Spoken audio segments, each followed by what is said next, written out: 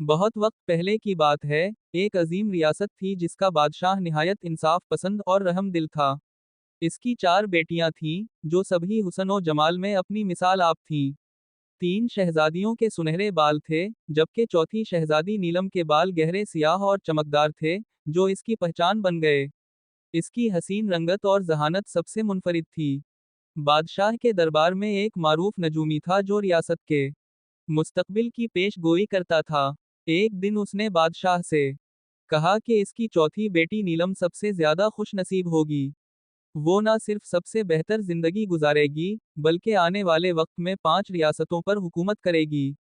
ये सुनकर बादशाह और मलका नीलम की परवरिश पर खुसूसी तवज्जो देने लगे। इसे सबसे अच्छे कपड़े पहनाए जाते, उम्दा खाने मिलते, और सबसे ज्यादा आराम फराहम किया जाता। ये सब देखकर इसकी तीनों बड़ी बहनें हसद में मुब्तला हो गईं। इन्हें महसूस हुआ कि नीलम को हद से ज्यादा अहमियत दी जा रही है, जबकि उनकी खूबसूरती को नजरअंदाज किया जा रहा है। जब बड़ी शहजादी की मंगनी हमसाया रियासत के शहजादे से हुई, तो बादशाह नीलम के लिए भी एक बहादुर और ताकतवर शहजादा तलाश करने लगा। लेकिन इसकी दीगर बेटियां पहले ही नीलम से जलती थीं, और ये सुनकर मजीद गुस्से में आ गईं। बड़ी बहन ने अपने मंगेतर से मदद मांगी, जो अपनी रियासत वापस जाते ही एक कदीम जादूगर के पास पहुंचा।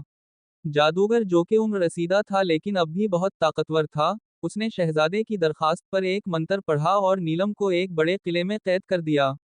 सुबह जब नीलम अपने कमरे में नहीं मिली तो महल में कहराम मच गया। बादशाह ने मुहाफिजों को हर तरफ भेज दिया, मगर नीलम का कोई सुराग ना मिला। मलका गम से बेहोश हो गई और बादशाह ने फौरन नजूमी को तलब किया।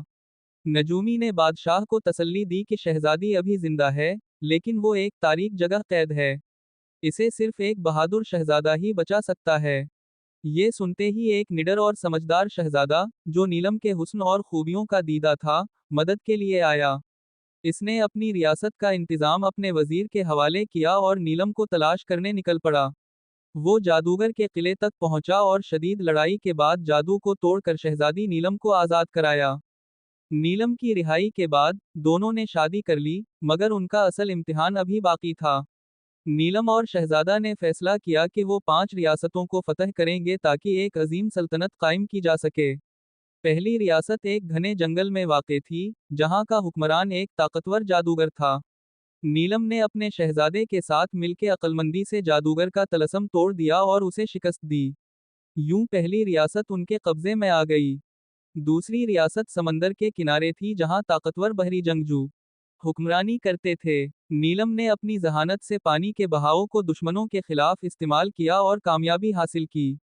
तीसरी जंग एक पहाड़ी कबीले से हुई, जो अपनी चालाकी और बहादुरी के लिए मशहूर था। नीलम ने शहजादे का साथ देते हुए इधर भी निहायत होशियारी से जंग की क़यादत की और दुश्मनों को धोखा देकर इन्हें हरा दिया। चौथी जंग एक पुरानी और मजबूत रियासत के खिलाफ थी। नीलम ने यहाँ अपनी सिफारती महारत का इस्तेमाल किया और बगैर खून बहाए दुश्मन की फौज को अपने साथ मला लिया। यूं एक और रियासत फतह हुई। पांचवी और आखिरी रियासत एक जालिम बादशाह के जेर हुकूमत थी, जो अपनी रियाया पर जुल्म करता था। नीलम अपनी साथियों के साथ मिलकर इसके लोगों को बगावत पर आमादा किया और बड़ी हिकमत से जंग जीती। यूं पांचवी रियासत भी उनके कब्जे में आ गई। पांचों रियासतों की फतह के बाद नीलम महज एक शहजादी नहीं बल्कि इस खित्ते की सबसे बड़ी रियासत की अजीम मलका बन गई।